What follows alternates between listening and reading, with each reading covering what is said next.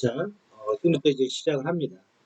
자, 일단은 제가 이제 여기에 주제를 잡았는데, 이게 이제는 그냥 간단히 얘기하면 그냥 금주의 숙제다라고 생각하시면 됩니다. 그래서 1번부터 10번까지 10개의 주제를 잡았어요. 그리고 우리가 이제는 공부를 하다 보면 실제 시험에서 나오는 것과 그러니까 기본적으로 공부하는 게 좀 다를 수가 있어요. 그러니까 그거는 이제 장단점이 있어요. 뭐 예를 들어서 그 실제 시험에 나오는 문제를 공부를 해버리면 시험을 봤을 때 좀 익숙하죠. 아무래도 그죠? 그런데 기본적인 게 안 되면 뭐 그냥 안 되는 거예요. 그렇게 생각하셔야 돼요. 기본적인 게 안 되면 안 되는 거고, 또 하나는 처음 공부하는 사람들은 자료를 정리할 수가 없어요. 그래서 뭐 뉴스를 본다거나 뭐 신문을 본다거나, 그 말이 다 틀린 말은 아니지만 사람에 따라 상대적인 거예요. 그래서 우리가 생각하는 기본이 뭐냐? 이제 바로 이겁니다. ontology. 그래서 이게 이제 정말 기본이고, 기본이면서 핵심이라고 보셔도 됩니다. 그래서 기본적인 내용으로 웬만한 내용들 다 끝낼 수가 있고요. 이렇게 클릭을 하면 사실은 이렇게 파란색으로 쓴 게 이제 외우라는 거죠. 이게 4반지고 여기 두꺼운 글씨로 쓴 게, 그죠? 그리고 뭐 이건 뭐 동영상 플레이 되니까 넘기겠게요. 자, 아무튼 이런 식으로 되어 있는데, 사실은 이걸 이제 PDF로 받으면 이제 결론은 요 파일이죠. 소공만 봤을 때. 자, 그러면 여기에서 이제 명세 기반 테스트라고 했잖아요. 그럼 한번 찾아보죠. 네, 이제 이 중에서 몇 개를 찝은 거죠. 이거네요. 그죠? 명세 기반 테스트. 자, 이렇게 돼 있는데, 일단은 이제 여러분들이 그 혼자 할 수 없는 부분이 하나 있어요. 뭐냐면, 내가 좀 그 소프트웨어 테스트를 좀 안다. 그러니까 누구에게나 자기가 잘하는 분야가 있습니다. 그렇기 때문에 특정 부분에 대해서는 문제가 없지만 모든 분야를 다 잘할 수는 없다. 그러면 뭔지 몰라도 명세 기반 테스트잖아요. 그러면 소프트웨어 테스트라는 게 있구나. 테스트라고 있는데, 이 테스트는 이제 크게 두 가지로 이렇게 분류가 될 수가 있어요. 하나는 동적 테스트, 그 다음에 이제 두 번째가 정적 테스트겠죠. 동적이 있으면 항상 정적이 있겠죠. 그냥 상식적으로. 정적 테스트가 있고, 그 동적 테스트는 결론적으로 뭐예요? 프로그램을 실행하면서 테스트하는 걸 얘기하는 거죠. 뭐 이건 뭐 아무것도 아닌 거죠. 그래서 프로그램 돌려가면서 하는 테스트가 동적이고, 프로그램을 실행하지 않고 그냥 코드를 보고 문서를 보고 하는 거, 그죠? 그래서 프로그램을 실행하지 않고 테스트를 한다 이거죠. 자, 그러면 이런 동적 테스트에는 뭐 크게 여러 가지 방법이 있는데, 그 중에 하나가 블랙박스 테스트라는 게 있고, 그리고 그 중에 하나가 화이트박스 테스트가 있죠. 그죠? 그래서 화이트박스 테스트, 이렇게 두 개가 있습니다. 물론 이거를 갖다가 나눌 때 경험 기반 테스트 이렇게 나누는데, 뭐 경험 기반 테스트가 지금 중요한 게 아닙니다. 경험 기반은 말 그대로 그냥 경험으로 테스트하는 거예요, 그냥. 자, 그래서 정적 테스트가 있고요. 그럼 정적 테스트는 프로그램을 실행하지 않고 테스트를 하다 보니까 이제 여기에 이제 뭐가 있냐면 리뷰라는 게 있어요. 리뷰. 이게 이제는 이 리뷰도 여러 개가 있는데, 포멀 리뷰라고 하면은 공식적인 이런 뜻이고, 테크니컬 리뷰, 기술적 리뷰, 이것도 공식적인 겁니다. 그래서 이 리뷰에도 앞에 단어가 뭐가 오냐에 따라서 조금 다르긴 합니다. 그리고 워크스루, 그죠? 워크스루가 있고, 그 다음에 철자가 틀렸나요? 자, 워크스루가 있고, 인스펙션, 그죠? 인스펙션. 자, 이렇게 구성이 된다 이거죠. 그 중에 우리는 뭘 보고 있는 거예요? 지금 명세 기반을 보고 있는 거예요. 그렇기 때문에 이걸 볼 때, 이 선인가요? 이게 아닌데. 그죠? 잠깐만요. 이 선이 아니라, 파워포인트를 뭐 맨날 써도 뭐 어느 선이 요건가 보다. 자, 그러면 동적 테스트는 결과적으로 프로그램을 실행하지 않고, 그죠? 실행하면서 테스트를 하는 거고, 그리고 블랙박스 테스트는 그 안에 내용을 모르고 이 어떤 입력에 어떤 출력이 나오냐, 그런 거 위주로 테스트를 하는 겁니다. 그러니까 얘는 IO 중심의 테스트 혹은 데이터 중심 테스트라고도 해요. 데이터 중심. 자, 그러면 데이터 중심 테스트라고 하는데 여기에 요 내용은 다른 말로 명세 기반 테스트라고 부른다고요. 명세서를 보고 뭐 넣으면 뭐 나오니 이렇게 하는 거고, 화이트 박스 테스트는 다른 말로 뭐예요? 구조 기반 테스트라고 합니다. 구조 기반. 그래서 구조 기반 테스트라는 거는 소스 코드를 보고 프로그램 코드를 열어서 본다 그런 뜻이에요. 그래서 여기가 커버리지라는 게 중요합니다. 커버리지가 뭐예요? 어떤 프로그램의 로직이 있는데 어디까지, 어느 코딩까지, 어느 로직까지, 왜? 프로그램에는 분기문이 있으니까, 그죠? 예, 거기까지, 어디까지의 경로를 확인하냐. 이 커버리지의 다른 말이 경로입니다, 경로. 그래서 원래 경로라는 말이 굉장히 중요해요. 자, 그리고 정적 테스트. 얘는 뭐예요? 프로그램 실행하지 않고, 점검을 한다. 그래서 이렇게, 이런 이제 세 가지 방법이 있다. 그래서 이제 리뷰는 이제 그냥 말하면 약간 좀 자유로운 리뷰 이런 거예요. 우리끼리 그냥 점검 한번 해볼까? 뭐 이런 거, 개발자끼리. 근데 우리가 보통은 인스펙션이라고 하면 가장 이제 공식화된 어떤 이제 활동들을 얘기하는 거죠. 자, 그래서 이런 것들을 이쪽 블록에는 이게 있고, 그 다음에 여기에는 다시 이게 있고, 이게 안 되네. 그죠? 이렇게 돼 있는 거죠. 그 중에서 블랙박스라고 했습니다. 그럼 이제 블랙박스 테스트 안에는 도대체 뭐가 있냐? 뭐 여러 가지 방법이 있어요. 여러 가지 방법이 있지만 그 중에서 이제 뭐가 있냐면 동등 클래스라는 말을 써요. 동등 클래스. 이거를 이제는 균등 분할이라는 말로 한글로 쓰기도 하는데, 그러니까 동등 클래스라는 말이 하나 있어요. 요게 122의 그 기출 문제죠. 이게 시험 문제죠. 그죠? 동등 클래스라는 게. 그리고 기본적으로 기숙사 시험에서 2교시형의 큰 줄기가 하나 있는데 그게 테스트입니다. 그 중에 하나가. 그 다음에 이제 경계값이 있어요. 이거 뭐가 복사가 좀. 그리고 경계값 분석, 흔히 이렇게 얘기하죠. 경계값 분석 이렇게 있고 얘기하고, 그리고 이제 나오는 게 뭐냐면 페어와이즈. 자, 요게 요 세 개가 가장 대표적인 겁니다. 이 페어와이즈까지. 그래서 물론 안의 내용을 모르고 테스트를 하니까 뭐 이런 거 말고 뭐 도메인 테스트나 상태 테스트 이런 것들도 있습니다. 그런데 가장 기본적인 게 요 세 개라는 거예요. 그러면 한번 볼까요? 지금 이 세 개가 있고, 그러면 동등분할은 뭡니까? 동등분할이라는 거는 우리가 이제 어떤 테스트를 할 때 예를 들어서 SRTM에 뭐 이런 사이트를 들어가 보잖아요. 그죠? 이런 사이트에 이렇게 가보면, 그리고 또 하나가 있죠. 뭐가 있냐? 우리가 이제는 그 테스트를 나눌 때 예를 들어서 얘는 서울에서 부산이니까 당연히 이 지도를 봤을 때 여기 있는 항목만 입력해 봐야 되는 거죠. 이거 당연한 겁니다. 그래서 이런 걸 가리켜서 뭐라고 하냐면 포지티브 테스트라고 합니다. 그러니까 여러분들이 이런 말들에 대해서 되게 익숙해져 있어야 돼요. 포지티브, 그죠? 그리고 네거티브는 뭐겠습니까? 지금 여기에 SRT 노선을 선택을 해야 되는데 이 노선을 선택할 때 어떻게 하는 거예요? 여기에 없는 거를 하나 그냥 넣어보는 거야. 예외로. 그래서 어떻게 해요? 에러를 유발하는 거죠. 그래서 보통은 이 네거티브 테스트가 뭐가 되냐면 웹 취약점 점검이나 모의 해킹이나 이렇게 보안 쪽의 내용이 돼요. 그리고 일반 소프트웨어들은 포지티브 테스트에 집중이 되어 있어요. 이제 그러다 보니까 이제 문제가 되는 거고요.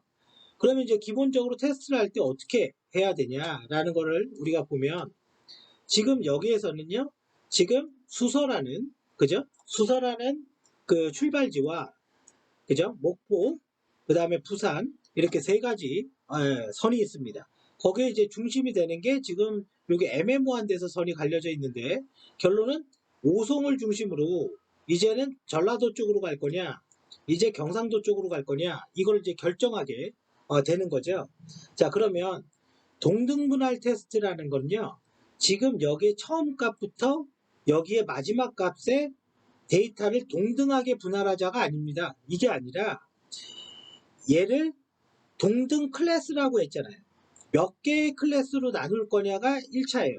그러면 내가 테스트를 하는데, 자, 이거 같은 경우는 수서에서 오송까지의 경로가 중요하죠. 왜 그러냐면 오송에서는 전라도를 갈 건지 아니면 경상도를 갈 건지, 이상하게 대전에서 전라도로 빠지지 않습니다. 그죠? 가만히 보니까. 그래서 얘는 수서 구간부터 오송까지 한 개의 클래스로 두고, 두 번째, 요거 하나의 필드만 봤을 때 얘기하는 겁니다. 두 번째는 지금 이 오송에서부터 목포까지가 있죠. 이게 경상도 구간이죠. 그래서 오송에서 목포까지의 구간을 한 개의 클래스로 두고, 세 번째는 오송에서 어떻게 해요? 부산까지 한 개의 클래스로 두는 거예요. 그러면 이제 결과적으로 몇 개의 클래스가 분할된 겁니까? 첫 번째 가가 클래스를 분할했다. 근데 지금 우리는 몇 개로 한 거예요? 세 개로 한 거죠. 왜 세 개로 했습니까? 의미가 있으니까. 그죠? 의미가 있으니까 그런 거예요. 그게 정답이에요. 이게 네 개를 해도 되고 여섯 개를 해도 되고 더 많이 해도 됩니다. 그러면 더 많이 하면 좋죠. 근데 뭐예요? 우리는 뭐예요? 예방 비용이라는 게 뭡니까? 테스트죠. 예방 비용을 너무 높이면 어떻게 해요? 실패 비용이 낮아지긴 하지만 이 예방 비용을 너무 높이면요. 어떻게 되겠습니까? 결과적으로. 개발 비용이 많이 드는 거죠. 그죠? 결과적으로. 그러면 동등분할이라는 거는, 자, 이렇게 서울부터 오송까지 한 개의 패스. 이거를 이제는 이런 것들을 예를 들어서 지금 여기에 쓰지는 않았지만 상태전이 테스트에서는 저걸 패스라고 합니다. 저거를. 그러면 일단은 그 하나의 분류. 그러면 여기에서 균등하게 나누겠다라는 거예요. 그러면 입력값을 어떻게 해요? 수수 한번 넣어보고, 이제 중간에 뭐 하나 있죠? 뭐 지제? 그러면 지제 한번 넣어보고, 그 다음에 여기 오송이죠? 오송. 요 입력값이 3개가 있잖아요. 이게 뭡니까? 테스트 케이스가 되는 거죠. 그죠? 1번의 그 클래스의 테스트 케이스가 되는 거예요. 자, 두 번째는 오송이잖아요. 근데 오송은 이쪽에도 나오잖아. 지금 가만히 보면. 그죠? 이쪽에도 있잖아요. 그래서 여기 공주를 잡는 겁니다. 그래서 공주, 그리고 뭐 여기 정읍 정도가 중간이라고 보죠. 정읍, 그 다음에 목포. 이렇게 3개를 넣는 거고, 그 다음에 이쪽 경로 나오죠? 대전, 동대구, 부산. 그죠? 대전, 동대구, 부산. 근데 요 테스트 케이스에 공통적인 게 하나 있습니다. 자, 이 공통적인 건 뭐냐? 전부 다 뭐예요? 포지티브 테스트라는 거예요. 전부 다 정상적인 입력인 거라는 거죠. 근데 이거를 우리가 이제는 생각을 바꿔서 동등분할도 네거티브 테스트 할 수 있습니다. 이거를 네거티브 테스트라는 거로 관점을 바꿔버리면 이제 얘기가 달라집니다. 그럼 첫 번째 1번의 경로에 네거티브 테스트 수서, 그죠? 수서인데 이게 지금 여기잖아요. 그럼 수서의 코드 값이 01이라고 쳐요. 그러니까 01, 그죠? 숫자로 바꿨을 때. 근데 내가 여기에다가 네거티브 테스트는요, 수서에다가 A를 넣어보는 거예요. 근데 이거 숫자만 와야 되는데, 그죠? 말이 안 되죠? 그러면 에러가 날 거잖아요. 그죠? 이 전체를 다 에러로 바꿔보는 거예요. 그런데 문제가 있어요. 보통 일반적으로 요거 하나를 이상한 문자로 바꿔서 집어넣었을 때 에러가 나면요, 다른 것도 다 에러가 납니다.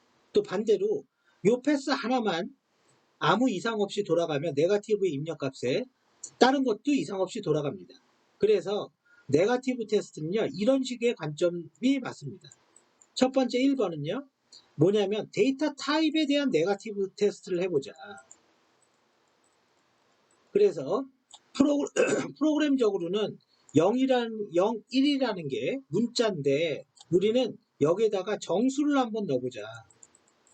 숫자를 입력해보자. 그 다음에 값의 허용 범위를 우리는 컴퓨터에서 뭐라고 그러냐면 도메인이라고 합니다. 이럴 때는 이 도메인의 말뜻이 뭔지 정확하게 해석을 해줘야 돼요. 왜 그러냐? 도메인이란 용어는 업무적 의미의 용어의 의미도 갖고 있어요. 보통은 값의 허용 범위로 도메인이 해석될 때는 데이터베이스에선 그렇게 해석이 됩니다. 데이터베이스에선. 그러면 도메인으로 둔다라는 거는요. 수서부터 목포까지인데 여기에다가 입력값을 갖다가 뭘 넣어보겠다라는 거예요? 용산을 넣어보겠다라는 거예요. 용산은 없잖아요. 그죠? 여기. 그리고 여기에 국도선이 있겠죠. 그죠? 여기 어디인가 뭐가 있겠죠. 그죠? 여기 김천군이잖아요. 김천을 한번 넣어보자. 새마을는 값의 허용 범위를 넘어선 거죠. 왜? 네거티브니까. 그죠? 네거티브니까. 그래서 데이터 타입과 그죠? 도메인, 값의 허용 범위를 가지고 넣고 세 번째는 이 네거티브에서 또 넣을 수 있는 게 뭐가 있습니까? 데이터 타입은 정수, 정수, 그 다음에 뭐 이런 거, 그죠? 뭐 실수, 그죠? 그리고 이거는 이제 값의 허용 범위를 초과한 거죠. 그죠? 그러니까 이렇게 이런 것들을 만들어서 네거티브 테스트를 한다. 그게 뭐다? 동등분할 클래스 테스트, 동등 클래스 테스트인 겁니다. 이랬을 때 얘는 테스트 케이스가 몇 개 나와요? 하나, 둘, 세 개 나오죠. 얘도 하나, 둘, 세 개. 그럼 총 하면 9개가 나오죠. 이 9개가 나온 이유가 뭡니까? 경로를 3개로 잡아놨고 클래스 분류를 3개로 잡아놨고 각 경로별로 3개를 만들었으니까 그러니까 3, 3은 9, 9개 나온 거잖아요. 그런데 반대로 경로를 예를 들어서 5개를 잡아. 그럼 5개를 잡으면 그때는 얘기가 완전히 달라지죠. 그렇죠? 그러면 이 내용은 뭐예요? 클래스의 분류가 늘어나면 늘어날수록 테스트 케이스의 수는 늘어난다라는 거예요. 하나의 클래스가 만들어질 때 결론은 동등분할은 최소 3개의 테스트 케이스가 만들어진다라는 거죠. 경계값이라는 거는 여기 끝에, 여기 끝값, 요거를 위주로 입력해보자 이러는 거예요. 그런데 경계값도 동등분할과 약간 비슷한 경향이 있어요. 왜냐면 얘도 클래스를 나누는 겁니다. 그러면 여기서부터 여기까지 이 경계값으로 이렇게 잡아보면 지금 뭐가 다릅니까? 경계값은 여기가 지금 오속이잖아요. 여긴 수서고. 그러면 중간값은 안 넣어요. 네, 경계값은. 경계분석은. 그러면 여기 데이터만 이렇게 넣어보는데 이 수서에서 네거티브로 넘어가면 용산을 넣어보고 오송에서 네거티브로 넘어가면 대전을 넣으면 안 되죠. 왜? 대전은 여기 경계에서 잡힐 거니까. 그러니까 대전과 오송 간에 어떤 다른 역을 넣으면 얘가 네거티브가 되는 거죠. 그죠? 자, 이렇게 하다 보면 문제가 있는 거예요. 아니 많이 하면 좋죠. 근데 뭐예요? 그럼 예방 비용이 너무 많이 늘어나. 그래서 어떻게 해요? 페어와이즈 뭐예요? 조합의 수를 줄여보자. 이 조합의 수를 줄이는 가장 기본은 뭐다? 중복된 거를 좀 줄이자. 여기서 했던 내용들 그 뒤쪽에서까지 똑같은 거 또 해야 되냐? 네, 그런 게 이제 페어와이즈입니다. 자, 그러면 이제 여기까지 이 내용을 받고 그 다음에 화이트 박스 테스트라고 있어요. 화이트 박스 테스트는 마치 이거를 프로그램으로 봐보세요. 프로그램으로. 첫 번째 1번은 자 프로그램 코딩으로 봐보세요. 여기에서 여기 오송이라는 역에서 어떤 조건이 들어오냐. if 만약에 전라도를 갈 거면 그죠? 뭘 하고 else 그렇지 않고 경상도를 갈 거면 뭘 해라. 그러니까 이쪽이 yes yes와 no는 바뀌어도 관계없죠. 이쪽이 no 이렇게 두 가지 경우가 있죠. 자, 또 하나 프로그램으로 보면 수서에서 타서 나는 동탄을 가고 그리고 지제를 가지 않고 지제에서 쓰지 않고요. 그냥 바로 가요. 그러면 예를 들어서 이런 거예요. if 만약에 SRT 차번호가 306번이면 지제에 멈추지 않는다. 그죠? 그죠? 그렇지 않으면 지제에 멈춘다. 이런 식의 뭐예요? 이런 코딩이 나오는 거죠. 결론은 이 코딩이 있는 거잖아요. 여기에서도. 그리고 가만히 보면 경주나 울산 이거 멈추지 않는 거 있습니다. 그냥 바로 그냥 동대구에서 이렇게 부산 가버리는 거. 그럼 이게 다 if문이죠. if문이 하나 나올 때마다 yes와 no 최소한 2개 나오죠. yes, no. 그럼 하나 더 나오면 2 곱하기 2니까 4개가 나오죠. 그죠? 근데 if문 안에 OR라는 조건이 이렇게 있으면 하나 yes, no, 하나 yes, no, 2, 4, 네 가지 경우의 수에 요거 하나 더 붙으면 8개가 만들어지죠. 그러면 요 조건을 다 만족하는 테스트 케이스를 넣을 거냐. 그게 뭐라고요? 커버리지 분석이라고 얘기하는 겁니다. 그래서 가장 기본적인 게 뭐냐? 그게 문장 커버리지. 문장 커버리지.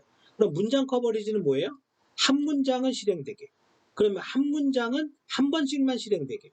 그게 이제 문장 커버리지. 그리고 또 뭐가 있냐? 조건 커버리지. 조건에는 yes, no가 있죠. 그죠? true, false가 있단 말이에요. 그러면 그 조건들에 대해서 true, false를 모두 다 실행하게. 그럼 얘 같은 경우는 4개의 경로가 나오죠. 그죠? 2 곱하기 2가 되니까. 그죠? 4가지 경로. if문이 2개가 있으면. 그죠? 그리고 또 뭐 분기라는 것도 있고 또 하나 다중 조건이 있어요. 다중 조건은 뭐겠습니까? 조건 안에 O와 AND가 또 있는 거야. 그러니까 경우의 수가 엄청나게 늘어나죠. 조건 안에 O와 AND가 있으면 어떤 일이 돼요?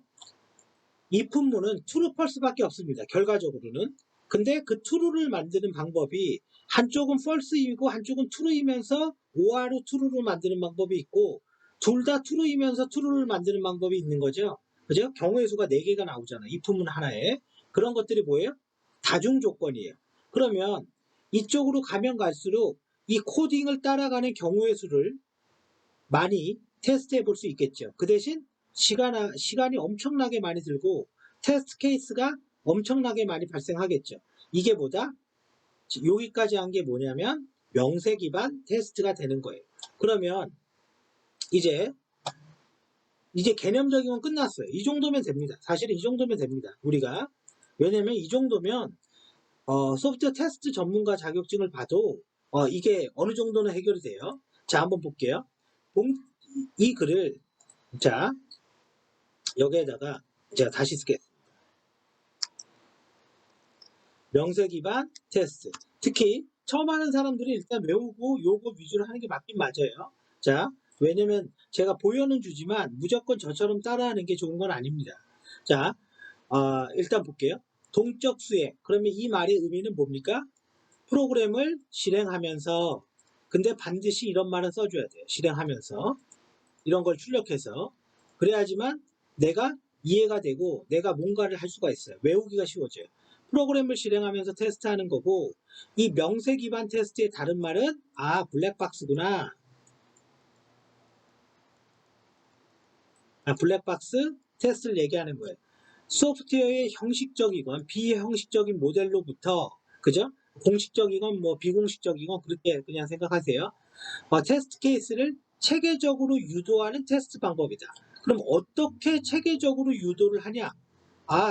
내가 방법을 가르쳐 줬잖아. 그게 뭐예요? 동등부 클래스. 그죠? 이렇게 할 수도 있고, 그리고 또 두 번째 뭐였죠? 경계가 이렇게 할 수도 있고, 세 번째 뭐였어요?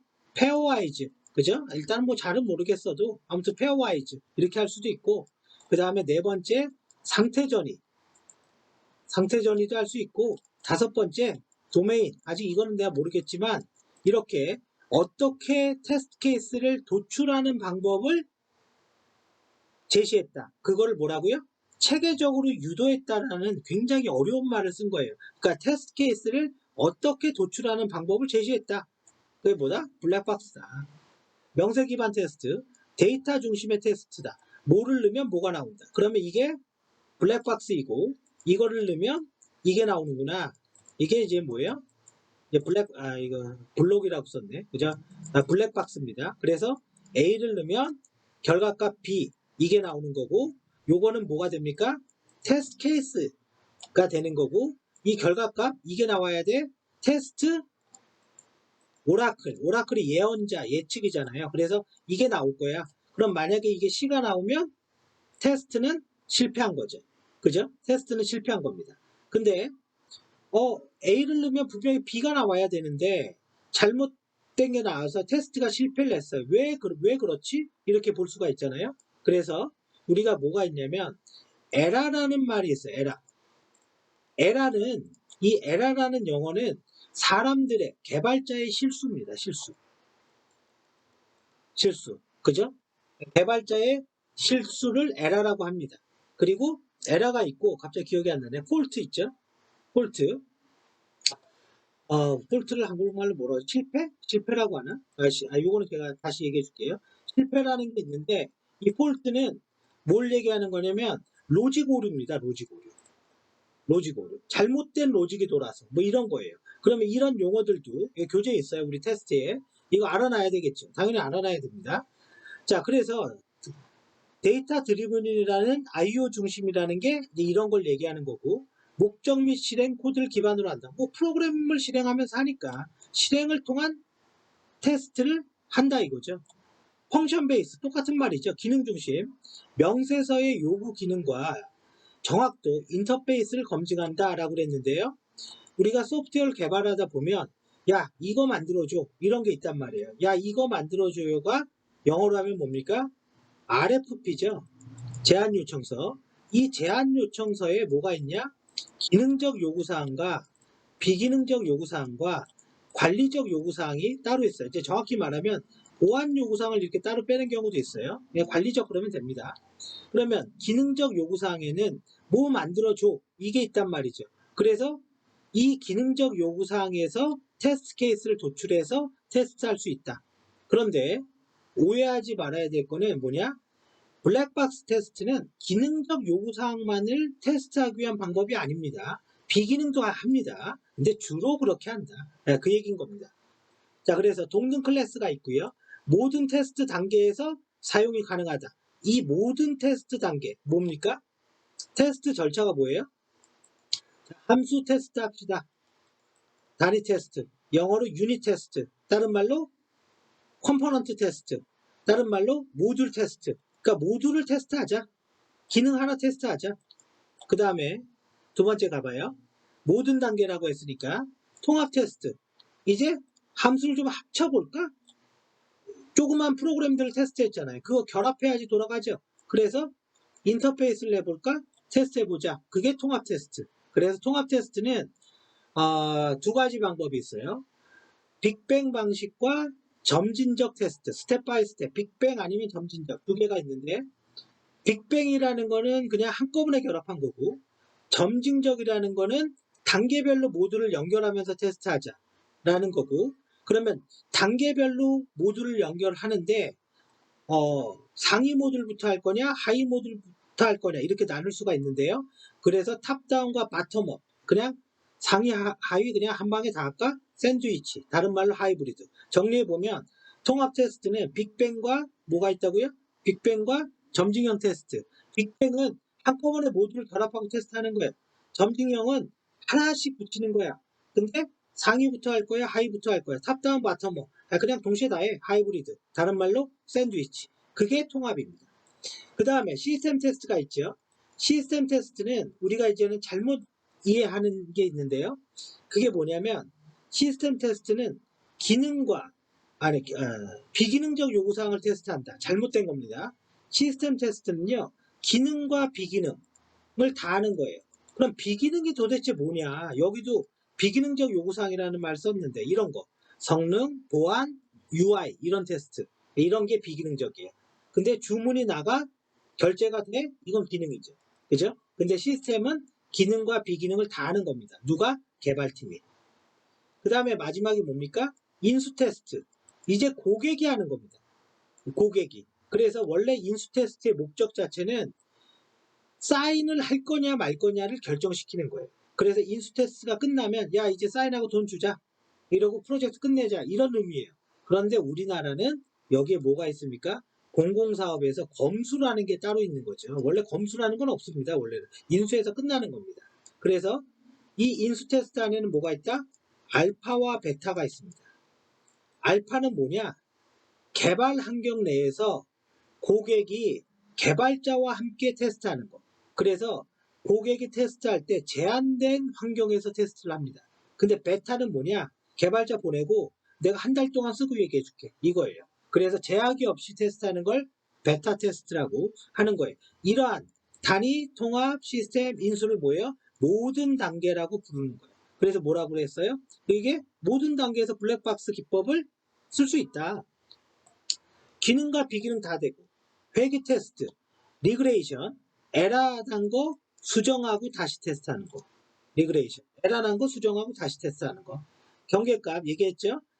경계값을 설정하고요. 모든 레벨 다 되고 레벨 분류에 적용이 가능하다. 모든 레벨 다 된다. 그렇게 보면 돼요. 자, 의사결정이라고 그랬는데요.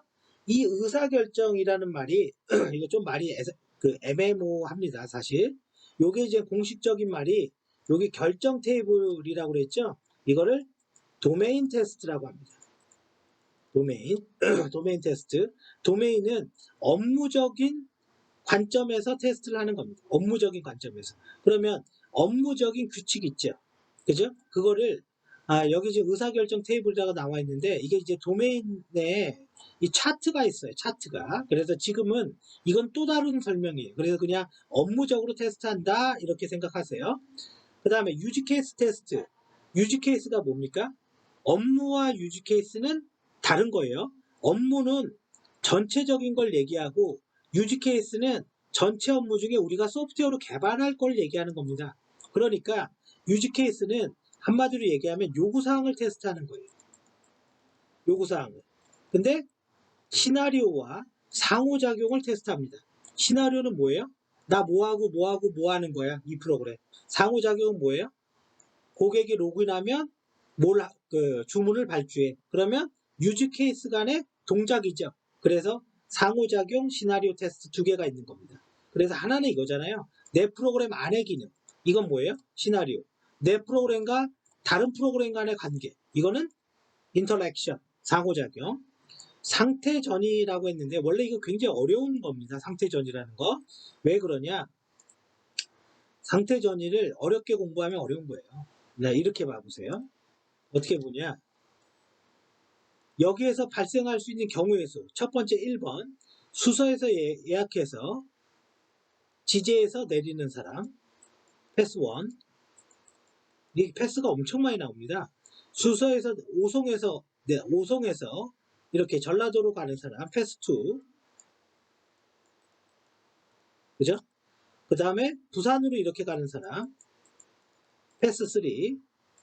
그죠? 그리고 또 하나. 지금 여기에 출발을 할 건데 이 경로상 그렇다 해서 출발을 할 건데 당일 취소하는 사람. 그리고 부산까지 가는데 지금 이쯤 와서 내려서 그 결제 금액 취소하겠대요. 그래서 요 구간을 환불해달래. 그죠? 이런 경우 많죠?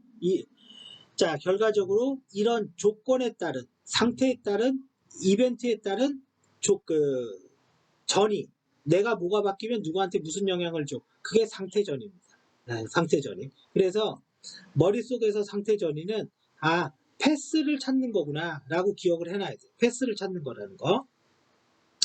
자, 그러면 이제 계속 가보죠. 자, 그래서 구조 기반 테스트 뭐라 그랬습니까? 화이트 박스 테스트. 그래서 논리적, 그죠? 로직 드리븐, 논리적 코딩을 쫓아간다. 그 얘기인 겁니다. 그리고 여기 어떤 단어가 있으면 좋을까요? 커버리지죠. 커버리지. 이 말의 의미가 뭡니까? 이걸 얘기하는 거고, 이 커버리지의 종류가 문장, 조건, 분기, 다중 조건. 외워야죠. 문장, 조건, 분기, 다중 조건. 그럼 문장은 뭐지? 몰라도 돼요. 일단 외워요. 문장, 조건, 분기, 다중 조건. 문장, 모든 문장 한 번만. 조건, if, true, false. 그죠? 분기는 제가 까먹었어요. 다중 조건, 뭐예요? if 문안에 오하나 and가 있나 보다. 그 얘기인 거고. 명세 기반은 사실 이런 말은 틀린 말이에요. 기능과 그러니까 기능, 비기능 다 아는데 기능 위주로 안다. 그런 뜻입니다. 근데 뭐 이렇게 해놔도 관계없어요. 그래서 모든 단계에서 테스트할 수 있고 IO 중심이다. 그죠? 자, 테스트의 거버넌스 너무 크게 썼습니다. 사실은. 그래서 테스트 거버넌스라는 거, 우리가 거버넌스 하면은 그냥 외우는 겁니다. 뭐죠? 프로세스, 조직, 이 조직이 뭐 해야 되냐? 활동, 다른 말로 책임과 역할, 그리고 평가, 요거를 관리하는 거를 거버넌스라고 한다. 테스트 프로세스, 테스트 조직, 테스트 조직의 활동, 테스트 니네 똑바로 했니? 평가하는 거. 그게 테스트 거버넌스라고 한다. 그럼 우리가 어떻게 테스트를 할 거냐? 전략이라는 말은 어떻게 할 거냐 이거예요. 어떻게 할 거냐. 테스트를 도대체 어떻게 할 거냐. 그래서 테스트 방법론을 활용할 수도 있고 그 얘가 뭐예요? 테스트 성숙도 모델 TMMI죠. 그죠? TMMI. 자, 그래서 이 테스트 성숙도 모델은 뭐가 있는 거예요? 야, 이렇게 하면 테스트 잘하는 거야. 이게 있는 거죠. 그러니까 간단해요. 이렇게 하면 잘하는 거예요. 그리고 테스트 인프라. 실제 환경이 있어야 되죠. 그죠? 테스트 환경이 있어야 되는 거죠. 그래서 테스트 환경과 운영 환경을 분리해야 되냐? 그죠? 분리해야죠. 테스트 환경과 운영 환경 분리. 테스트 데이터는 어떻게 만들 거냐? 그죠? 네, 그래서 요즘은 네트워크를 분리한 다음에 개발 환경과 운영 환경을 완전히 차단을 하죠. 자, 하나를 했는데요. 제가 뭐 여기서 이제 제가 쓰면서 좀 다르게 쓰면서 좀 보여주려고 했는데 하나 할 때 뭐 그렇게 거기까지는 시간이 안 될 것 같고, 자, 결론적으로 얘기하는 거는 뭐냐? 어떤 사람이 이 공부를 해요. 이 공부를 하는데 봐보세요. 유즈 케이스라는 말이 나와. 근데 나는 유즈 케이스를 몰라. 근데 진도를 나가야지 유즈 케이스를 알게 되죠. 뒤에 나가면 유즈 케이스가 나옵니다. UML이 나올 거니까. 그죠? 어떤 사람이 공부를 해요. 나는 거버넌스를 공부를 안 했어. 근데 거버넌스가 써 있어. 몰라. 그러면 이거를 여기에서 뺑뺑이를 도는 순간 그냥 맨날 여기서 돌아요. 뒤에 나가면 IT 거버넌스 나와요. 그럼 거버넌스의 의미 알게 돼요. 뒤에 가면 TMMI 나옵니다. 뒤에 가면 상태전이 나오고요. 그죠? 뭐 인프라라는 말이 뭔지도 나와요. 그리고 뒤에 가면 정보 보안의 ISMSP가 나오기 때문에 결과적으로 어떻게 돼요? ISMSP에서 시험 환경과 운영 환경을 분리해라라는 인증 기준을 알게 되고, 그걸 알게 되는 순간 여기를 바꿔버립니다. ISMSP 인증 기준 관점에서 이렇게 바꿀 수가 있는 거예요. 그리고 모양 이게 싫어? 이렇게 쓸 수 있는 다음에 모양을 바꾸는 거예요. 근데 이렇게 쓰지도 못하는데 모양을 바꾼다? 저는 쓸 때마다 100% 모양이 다 다릅니다. 사실은. 그래서 어떤 거는 그냥 답만 써. 답만 쓰는 것도 있고, 어떤 거는 뭐 초반부터 그림 그려. 그림을 왜 그려요? 그 문제를 설명하기가 가장 좋으니까. 막 이런 것만 이렇게 시작합니다. 그냥. 이렇게 시작하고, 그냥 내 멋대로 씁니다. 그 내 멋대로 쓰는 게 제일 좋아요. 그런데 내 멋대로 쓰려면 이 정도의 포맷은 내가 충분히 가능하다. 이게 되고 내 멋대로예요. 그러니까 순서를 바꾸면 안 됩니다. 자, 그래서 일단은 이제 한 개를 제가 이제 설명을 했는데요.